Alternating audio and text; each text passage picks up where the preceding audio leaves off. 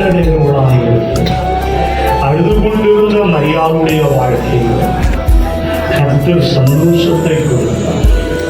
மறைக்கப்பட்ட 2 ஆண்டவரே மனிதனுக்கு தன்னை வெளிப்படுத்தின இயேசு.